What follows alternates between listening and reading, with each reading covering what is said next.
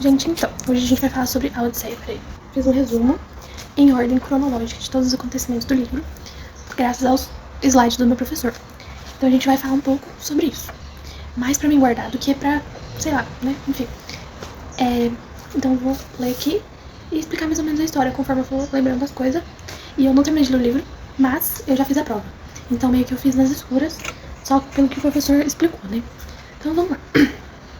Dos cantos 1 a 4, conta essa busca do Telêmaco, que é o filho do Odisseu, pelo pai.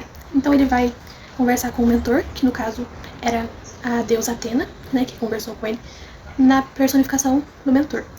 E assim, os dois conversam e tal, e ela fala pra ele ir atrás do pai, ir atrás de notícias do pai. E está rolando aquela coisa toda dos pretendentes lá, usufruindo das coisas do Odisseu, então assim, tá um caos lá no palácio. E nesse momento ele sai e deixa a mãe dele lá, entendeu? Tipo, a Penélope fica lá, sofrendo sozinha, e o Telêmaco vai atrás do pai dele.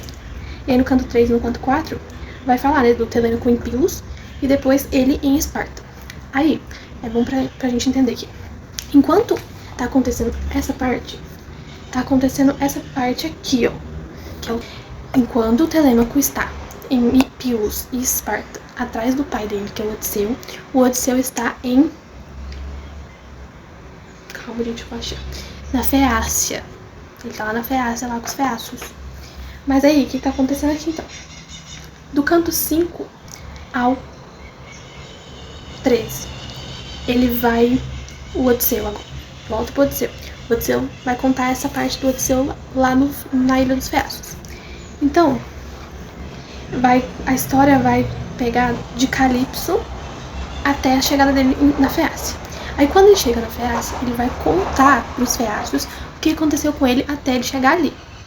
Então assim, tá lá o Odisseu na ilha da Calipso.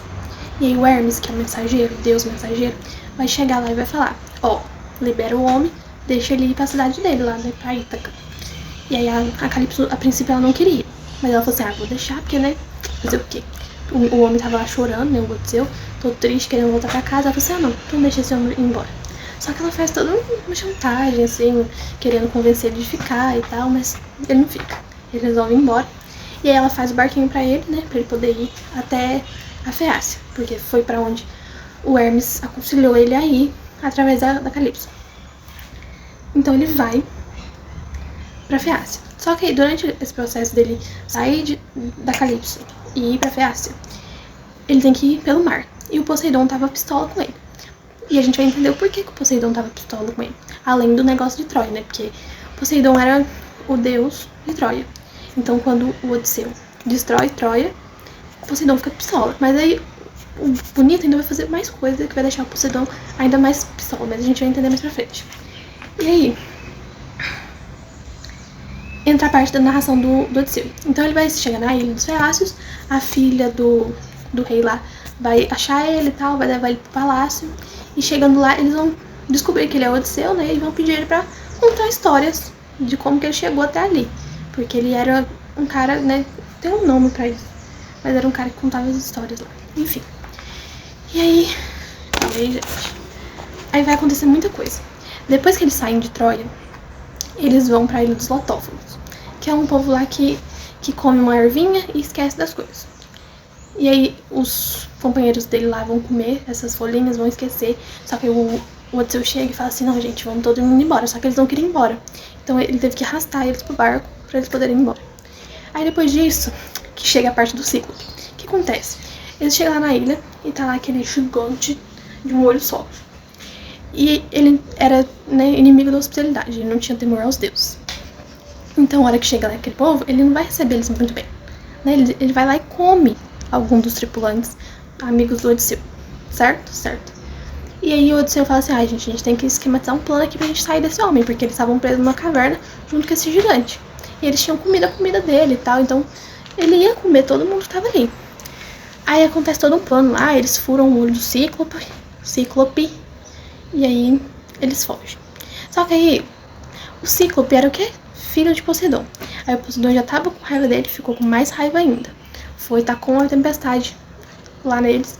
E assim, o Odisseu, em vez de ele ficar calado, ele se revelou. E aí o Cíclope tacou uma maldição nele e tal. Então assim, essa maldição vai perpassar toda a história. E tudo que o gigante lá jogou pra cima dele, né, de maldição, realmente aconteceu. Então, assim, é legal a gente ler, né, pra gente entender. Mas, dando uns vislumbres assim, meio geral pra você ler aqui agora, num formato de resumo, é isso. Aí eles fogem da ilha e essa maldição continua. Aí acontece.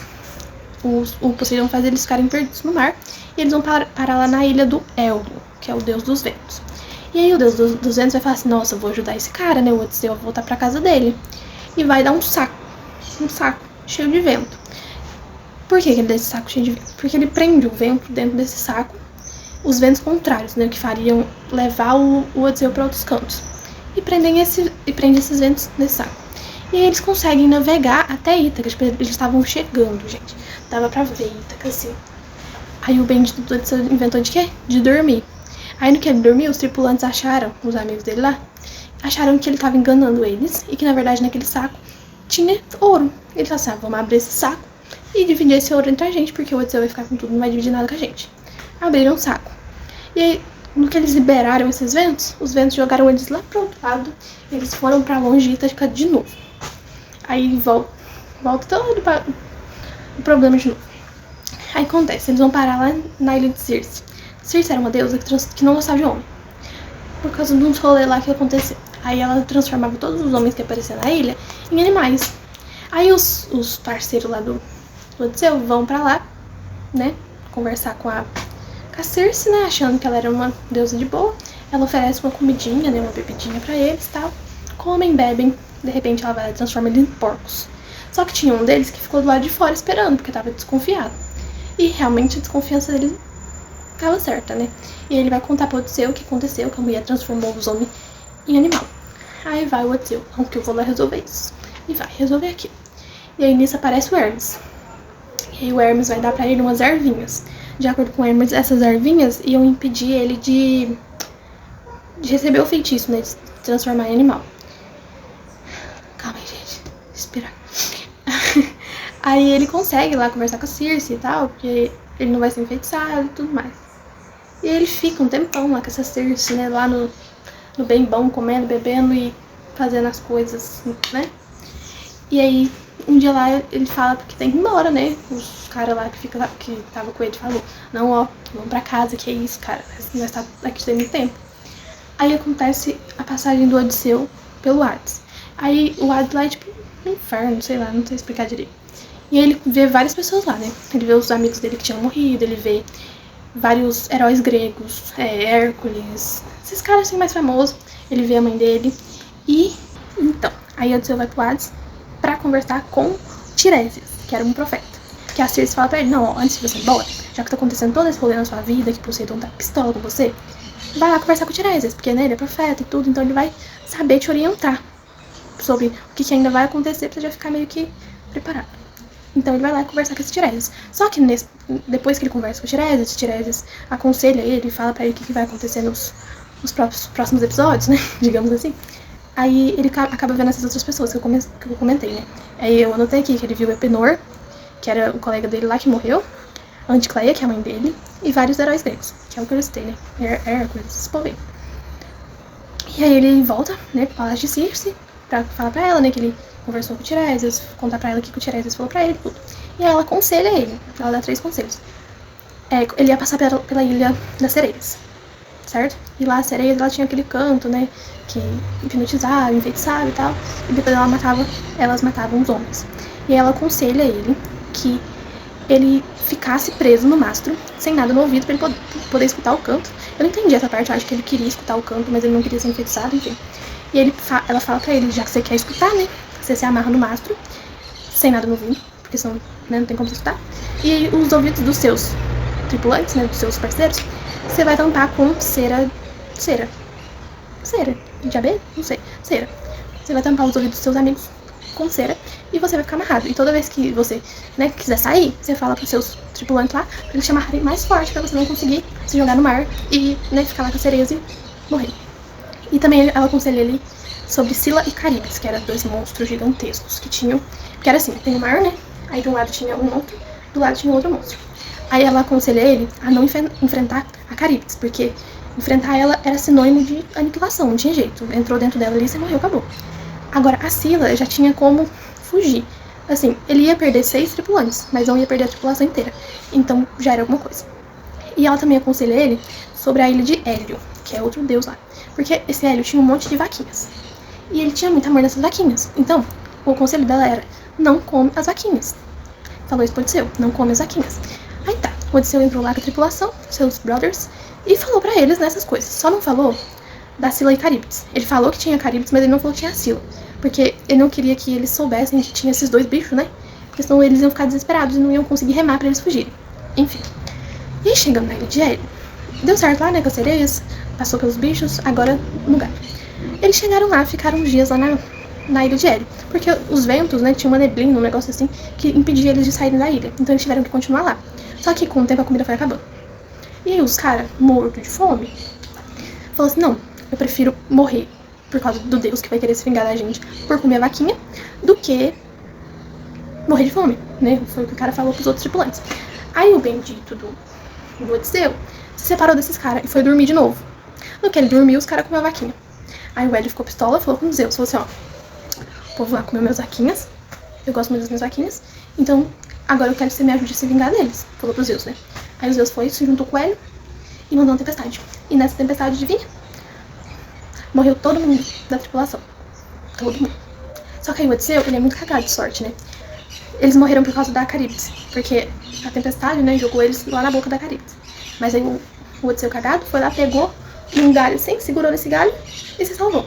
Mas aí todo mundo morreu e ele ficou sozinho. E aí volta nessa parte, né, que ele chegou na ilha de Calypso. A Calypso ajudou ele e tal. Ficou lá um tempo com ela e tudo. E aí volta a parte do Hélios e tal. E ele chega na ilha dos Féacios. Aí os Féacios, depois dele contar toda essa história toda e tal, falou, não, então a gente vai te ajudar a chegar em casa. E depois de, acho que foi uns 20 anos que o professor falou, depois de uns 20 anos, ele finalmente consegue chegar na casa dele, por causa dos Féacios, que os Féacios ajudam ele. E aí tem toda, né, a volta dele, porque ele não chega já se revelando, porque tinha toda a treta dos pretendentes, né? Que os pretendentes estavam lá na casa, querendo casar com a Penélope, porque a Penélope não podia ficar sozinha naquela época, né? A mulher tinha que estar casada. Então tinha toda essa coisa dos pretendentes. Eles estavam todos no palácio, hospedados, usufruindo das coisas e bebendo e comendo e fazendo caos lá.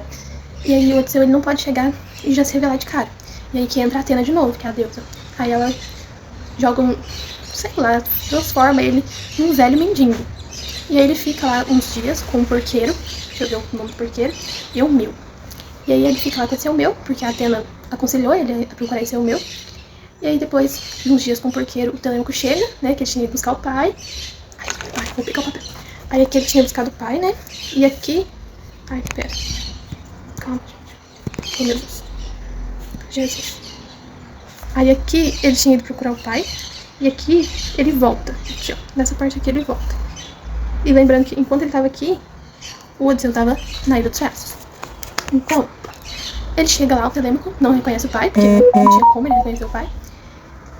E aí, ele fica lá uns dias e tal, o Telêmaco leva ele pro palácio, mas tudo isso ele fantasiado, né? Ninguém reconhece ele. Até que no momento lá, depois dele conversar com a Penélope, ele chegou a conversar com a Penélope, e a Penélope não reconheceu ele.